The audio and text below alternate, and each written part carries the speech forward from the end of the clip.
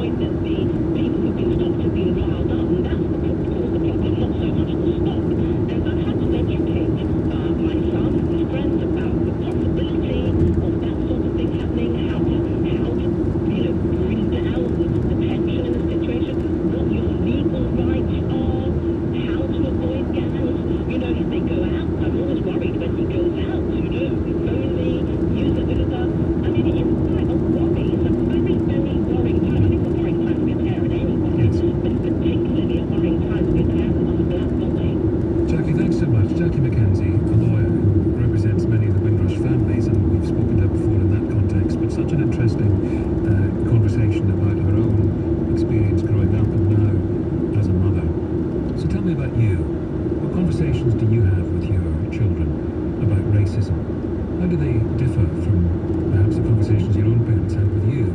And if you have a mother or father telling you now about racism, I wonder how that strikes you.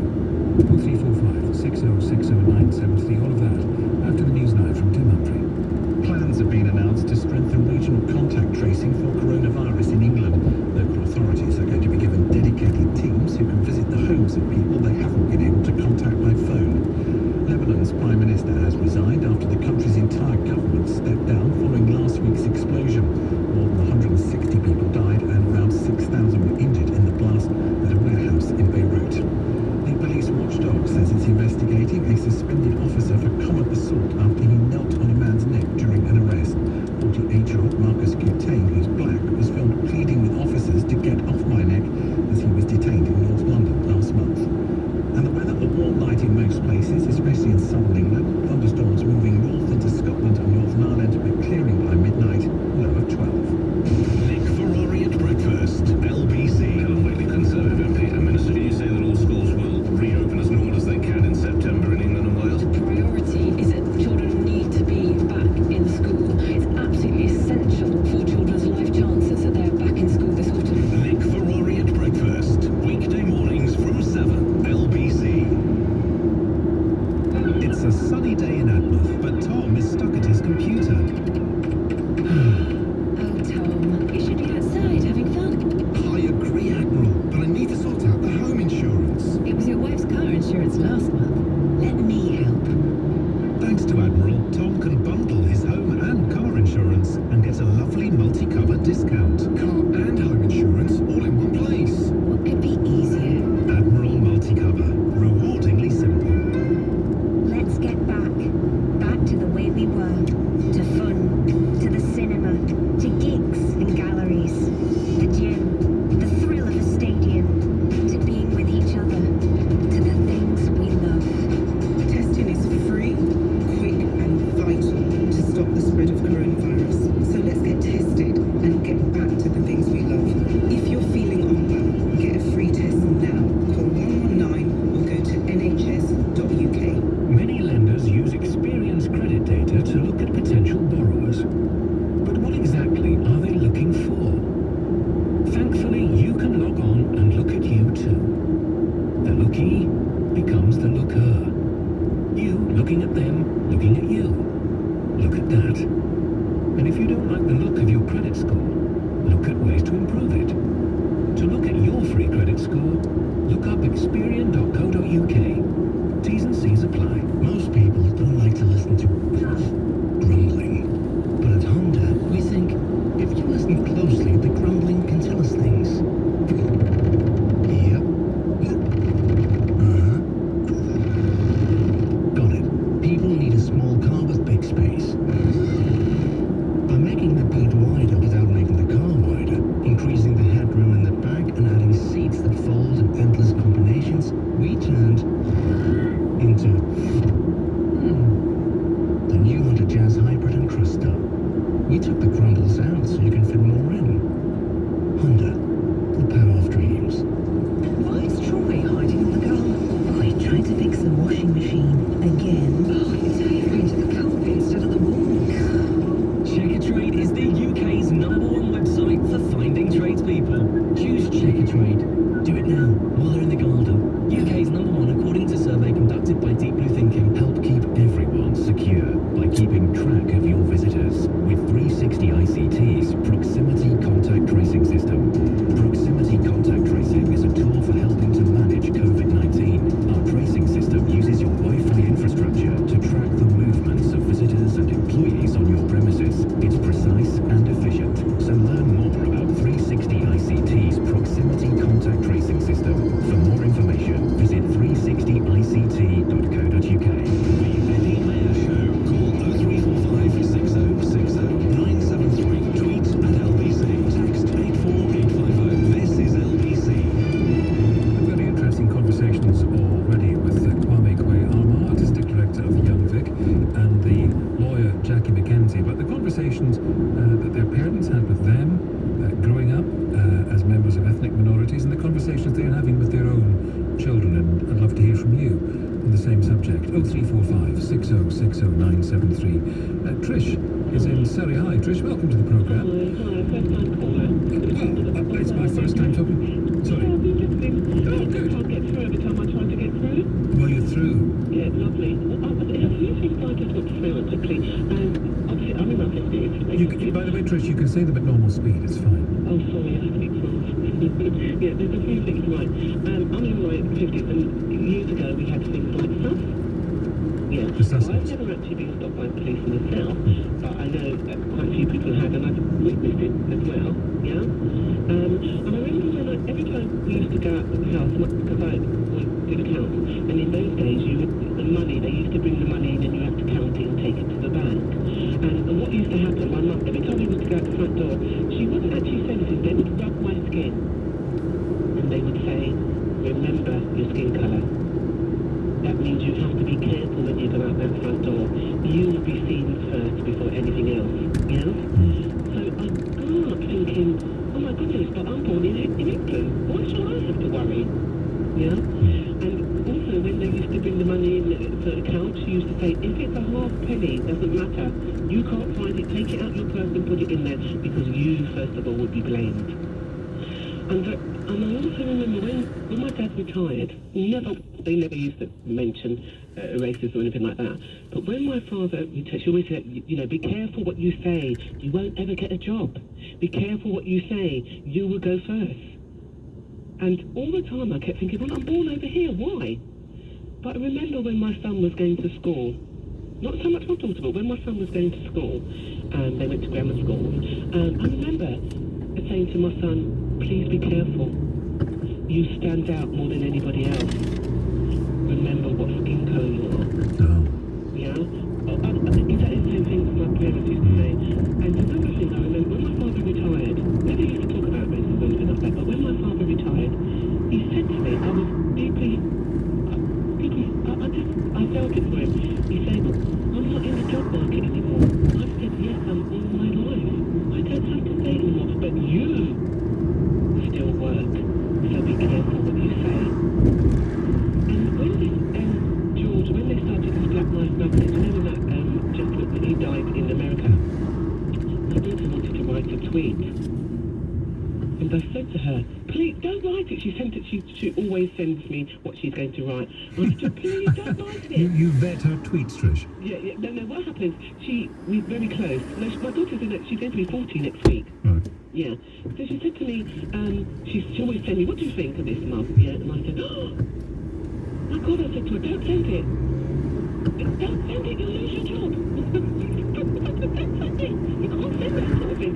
She said to me, my boss has already seen it. And her boss sent me a few words that he said on there, don't worry, we employed her for her ability.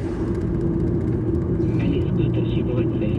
And I sat there and I suddenly realised I'm thinking the same. Because every time my son goes out, my son is in his 20s. Do you know, every single time I hear something, I'm that frightened. I'm sort of, please, don't let it be, please. And he works.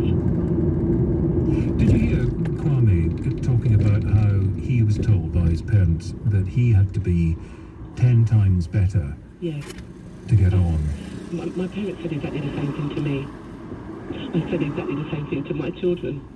What did they say to you? I'm really interested in... My mother said to me that, because obviously when my parents came here, they came to jobs. They came over in the war. So they came to jobs. Yeah? They said that recruitment came over in Cuba, recruitment came in Jamaica as well, and they literally was in a line. Yeah? And when they came over here, if you were here a certain amount of years, you could get a mortgage from the church houses or whatever it was. So they could get a mortgage quite early. My mother used to say to she said to me, they never actually mentioned the word, to be honest with you. They used to just rub my skin. And then I suddenly realised, at first of all, I used to think, I thought it was like a form of infection. It's not until I got to, because I obviously went to school in a predominantly English area, and it's not when I got to about 14, I saw what she meant. Trish, good to hear from you. Thanks so much for calling in, having listened for long enough. 0345 6060 973. We'll carry on the conversations about the conversation conversations that different generations have when it comes to racism. Let me know what your take is. 0345 6060973. More news now. Here's Tim Humphrey. Lebanon's entire government has resigned in the wake of last Tuesday's massive explosion in Beirut. Local authorities are going to be given their own test and trace teams to work alongside national staff. The Prime Minister has said it's crucial all children are back in classrooms in England from next month. And the weather, a warm night in most places, especially southern England. Thunderstorms moving north into Scotland and Northern Ireland, but clearing by midnight, a low of 12. LBC Travel, I'm Dave Goff. There are queues on the M25 clockwise from junction 23 for the A1M to junction 26 for Waltham Abbey because of an accident. On the M25 anti-clockwise, there are queues from junction 13 for Staines to junction 10 for the A3. 3 lanes are closed there because of an accident and separate breakdown. There are queues on the M4 going eastbound. It's partly blocked because of an accident between the M25 and junction 4 at Heathrow Airport. There are also queues on the A40, the Western Avenue out of town because of an accident between the Polish War Memorial and Hillingdon Circus. On the North Circular Road eastbound, there are long delays. That's because of an accident at the Cooks Ferry interchange in Upper Edmonton. And on the Underground, there are severe delays on the Circle, Hammersmith and City and Metropolitan lines. Coming up at 7 on LBC, Ian Dale. On the LBC NewsHour, how at risk are teachers from contracting COVID-19 from pupils? The Lebanese PM resigns. Pity the president of Belarus doesn't follow suit. Ian Dale on LBC. Some things go together perfectly. Strawberries and cream, yes please. Ham and pineapple, jury's out. Pancakes and ketchup, no way. How about tradespeople you can trust? Now there's a perfect combination. Thankfully, at trustedtrader.com, you can find plenty of vetted, reviewed, reliable professionals in an abundance